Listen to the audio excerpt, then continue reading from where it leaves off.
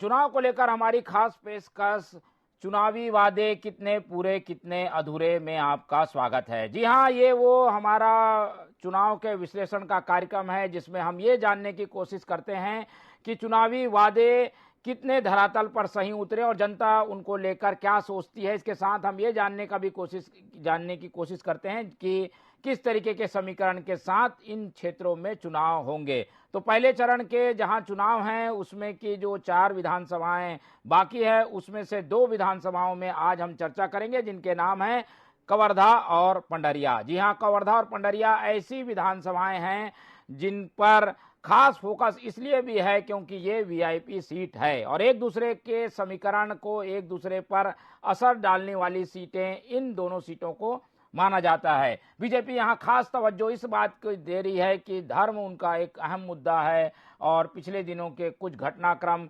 BJP को यहाँ पर धर्म वाले मुद्दे पर चुनाव लड़ने के लिए मजबूर कर चुके हैं। इसीलिए बीजेपी ने दांव खेला है यहाँ हिंदुत्व का और कांग्रेस अपने पुराने रणनीति के तहत यहाँ अपने पुराने नेता मोहम्मद अकबर पर भरोसा करके चल रही है। तो इन दोनों सीटों पर आज बात करेंगे। सबसे पहले हम बात करते हैं कवर्धा विधानसभा सीट की। कवर्धा विधानसभा सीट के बारे में आपको मैं थोड़ा विस्तार से बता दूं जिससे कि एक चित्र आपके सामने खिंच जाए कि किस तरीके की सीट ये है। कवर्धा वो सीट है जहां पर अभी हाल की स्थिति में मतदाताओं की संख्या है 3,31,000। जी हाँ, 3,31,000 मतदाता हैं जिसमें पुरुष मतदाता की संख्या करीब 1,70,000 के आसपास है, जबकि महिला मतदाता भी उसी के आसपास करीब 1,66,000 के आसपास है। इस तरीके की स्थितियों के साथ पिछले बार से यहाँ पर मतदाताओं की संख्या करीब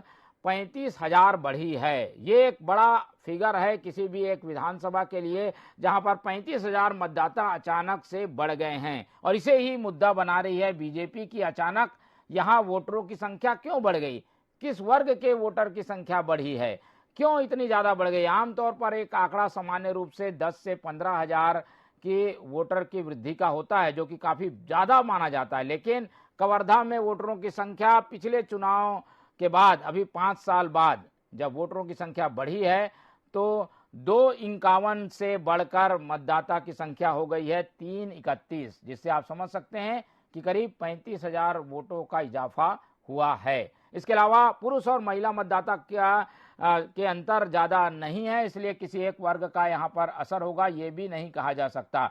वैसे तो ये बहुल्य इलाका है लेकिन ग्रामीण किसानों के मुद्दे पर यहाँ पर हमेशा चुनाव होते रहे। तो इस तरीके की स्थितियां इस पूरे विधानसभा में हमें देखने को मिली है। अब राजनीतिक विश्लेषण अगर हम देखें तो कवर्धा विधानसभा दुर्ग संभाग में आती है और यहां पर अलग अलग समीकरणों के तहत अलग अलग पार्टियां चुनाव जीतती रही हैं।